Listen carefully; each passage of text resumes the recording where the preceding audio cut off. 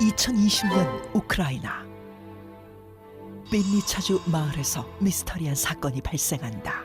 2020년이면 얼마 전인데? 사망한 노인의 관을 매장하기 위해 작업자들이 땅을 파고 있었는데, 그런데 이때 현장에 있던 모두를 놀라게 한 믿을 수 없는 일이 벌어졌다. 뭐지? 바로 사망한 노인의 손이 조금씩 움직이고 있었던 것. 어? 죽었던 노인이 다시 살아났다. 과연 어떻게 된 일일까?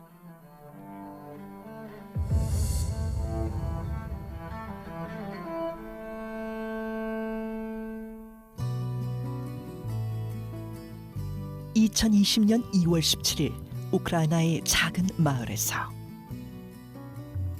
83살의 노인 크세니아 디두크가 자택에서 심정지된 상태로 발견됐다.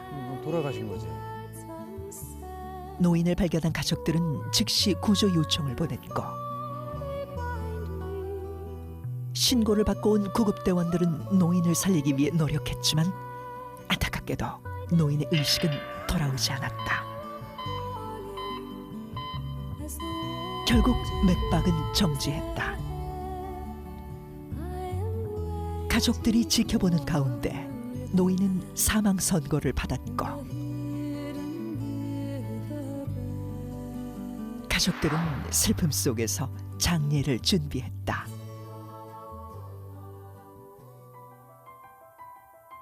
믿을 수 없는 일은 노인의 시신을 안치하기 위해 땅을 파기 시작했을 때 일어났다. 노인이 사망한 지 10시간 후, 가족들이 목격한 충격적인 장면은 바로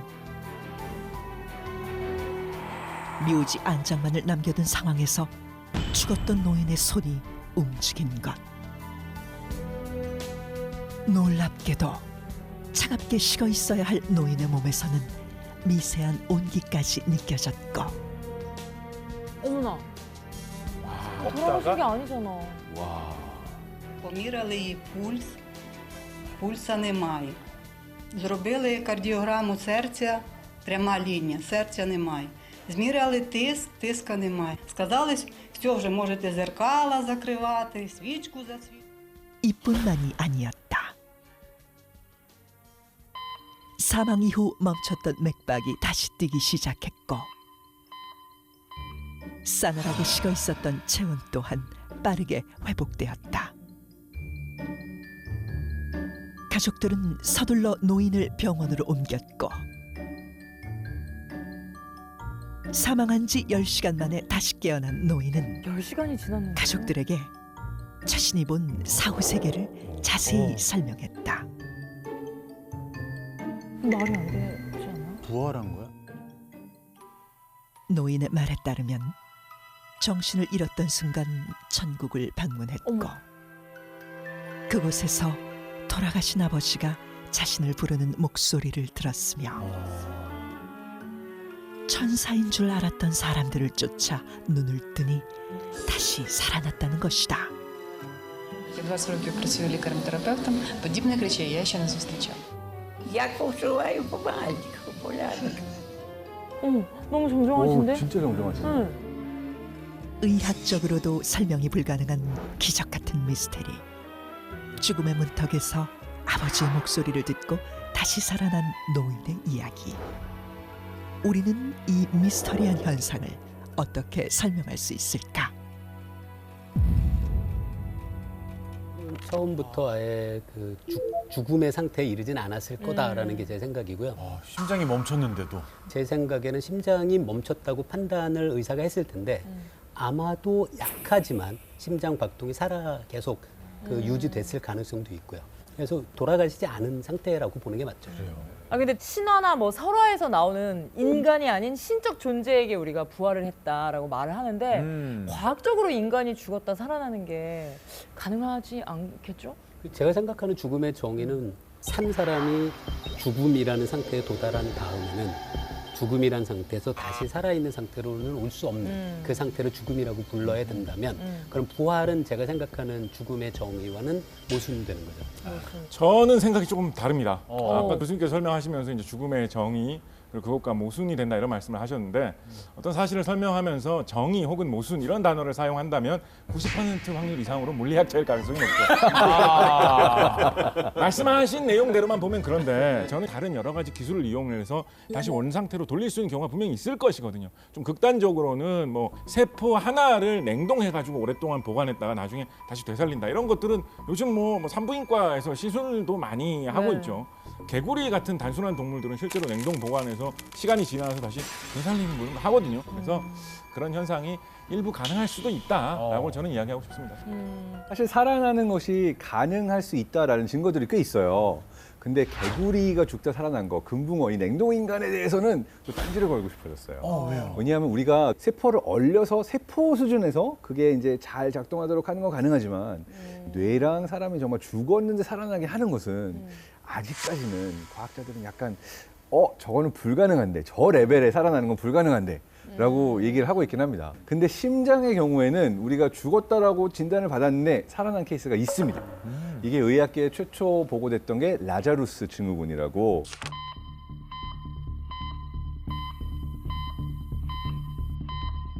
(1982년도에) 처음 보도가 됐고 2017년도까지 38건의 사례가 의학적으로는 있었다 말할 수 있습니다. 와.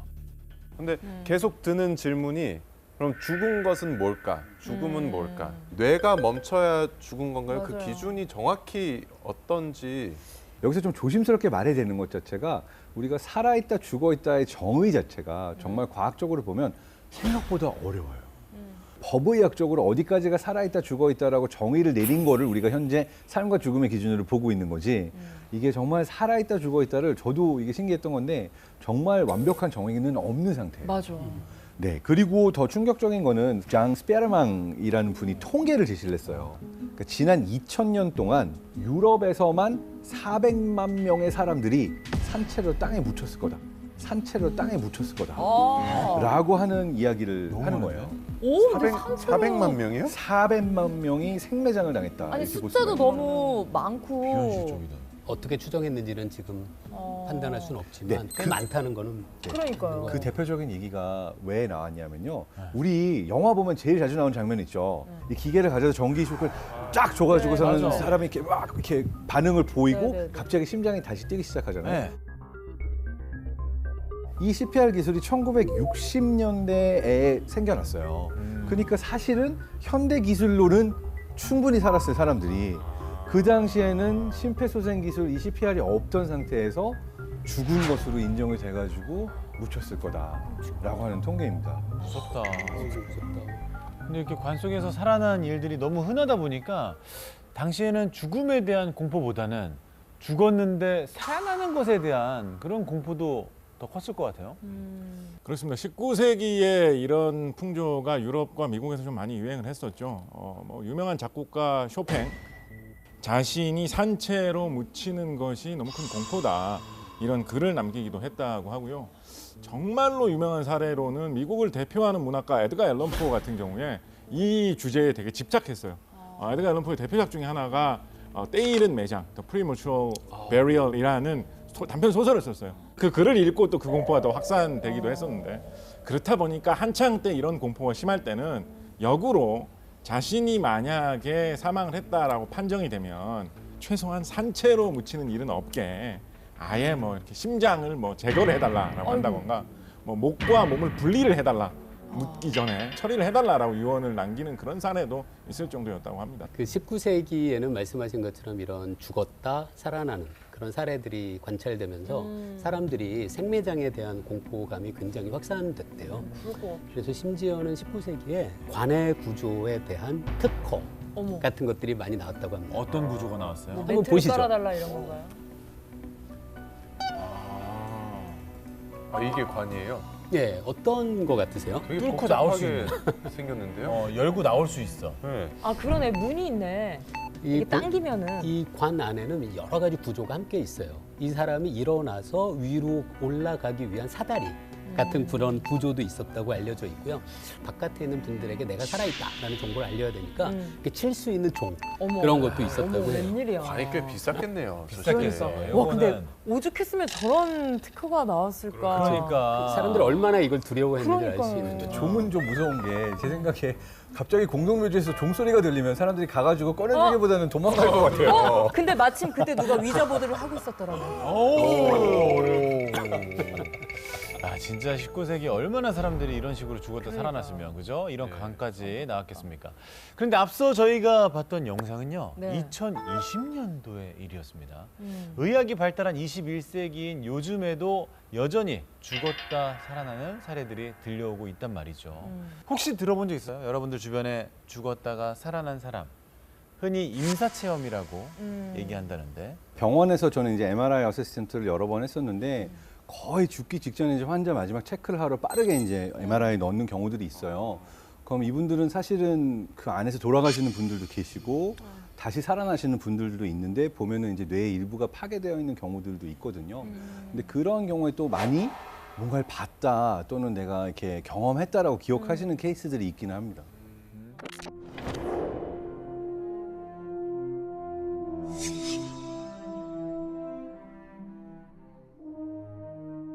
근데 진짜 임사 체험이 가능한 겁니까? 체험 자체는 그분이 정말로 했을 가능성은 있죠. 어. 그렇다고 해서 몸과 어떤 영혼이 분리가 돼서 아. 어떤 무엇인가를 경험한 것은 아니라는 게 제 입장이긴 합니다.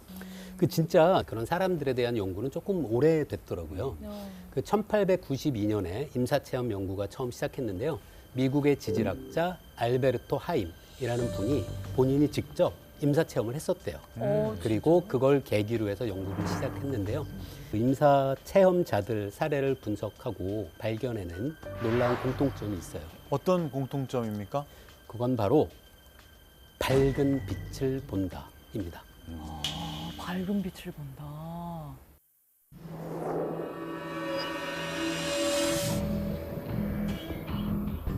그 미국 신경외과 전문의이자 임사체험 연구가인 제프리 롱 박사가 임사체험자를 대상으로 조사한 설문조사 결과가 있습니다. 그 결과에 따르면 무려 64.6%의 임사체험을 경험하신 분들이 밝은 빛을 보았다고 응답한다고 해요. 밝은 빛을 본다는 건 되게 영화나 드라마에서 자주 볼 수 있는 맞아요. 연출 네. 장면이잖아요. 약간 평소 학습된 이미지가 그때 딱 이런 상상을 불러일으키는 건 아닌가 싶거든요. 어떻게 생각하세요? 무의식 속에 이렇게 남아있는. 자, 임사 체험자들이 말하는 그 밝은 빛. 이걸 좀 과학적으로 설명을 해주셔야 될 것 같은데요. 네. 어떻습니까?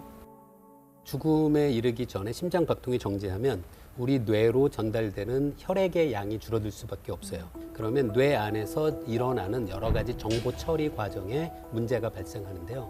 그때 가장 먼저 영향을 받는 것이 바로 시각 정보를 처리하는 부분이에요. 근데 우리가 사실 시각이 머물러서 굉장히 자세하게 정보를 파악하는 영역은 시야의 가운데 부분이에요. 그래서 시야의 중심은 시각이 남아 있고 그 주변 부는 이제 어둡게 블랙아웃 되는 것처럼 보이는 효과가 가능하고요. 그 경험을 한 사람은 그걸 터널처럼 보게 되는 거죠. 그러니까 이해할 수 있는 부분은 있습니다. 네. 또 다른 공통 현상들은 어떻게 설명해 주실지 우리 뇌과학자 장동성 박사께서는 어떤 현상 설명해 주실까요? 네, 방금 설명했었던 임사체험 전문가 제프리 롱 박사의 경우에는 네. 임사체험을 경험했던 사람들의 75.4%가 유체 이탈을 경험했다고 기록하고 있거든요.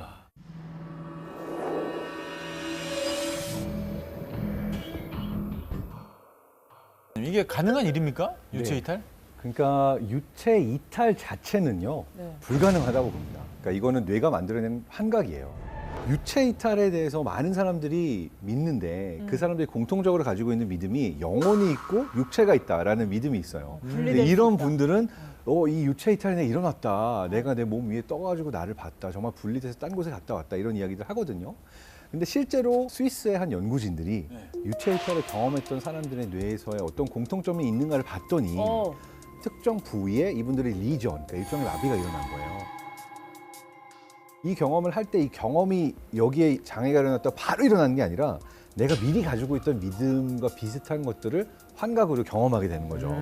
그리고 나중에 더 신기한 건 이걸 가상현실 상태에서 사람들이 일반인들도 내가 다른 아바타 안에 들어가 있다는 강력한 착각을 줄 수가 있어요. 심지어는 그걸 어떻게 할 수 있냐면 내가 누워 있는데 내가 내 위에 떠서 나를 내려다보고 있다는 그런 착각을 분들 많아요. 리얼로 느끼게 할 수 있거든요. 할 수 있는 거예요? 네, 그걸? 그 실험을 할 수 있는 아웃 오브 바디 일루전이라는 실험이 있는데 아까 그 유체 이탈을 경험했던 환자분들의 뇌 부위랑 똑같은 뇌에서 변화가 측정이 됐어요.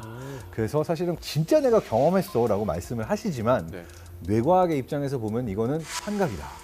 설명될 수 있는 환각이다. 네. 자, 임사 체험의 공통점 또 어떤 것들이 있을까요? 저는 임사 체험자들이 공통적으로 자신의 인생에 대한 옛 기억, 회고를 경험했다라는 점 한번 언급해 보고 싶습니다.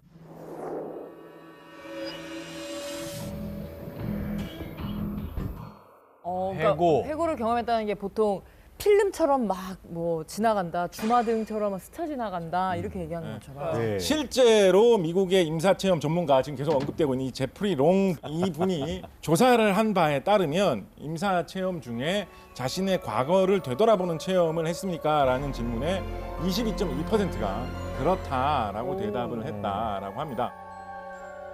이게 어떻게 다들 이렇게 순식간에 인생을 파노라마처럼 보게 되는 걸까요? 그러니까요. 아 근데 이렇게 또렷하게 보는 게 가능한가요? 이게 약간 뭐 자각몽 같은 건 아닐까요? 이게?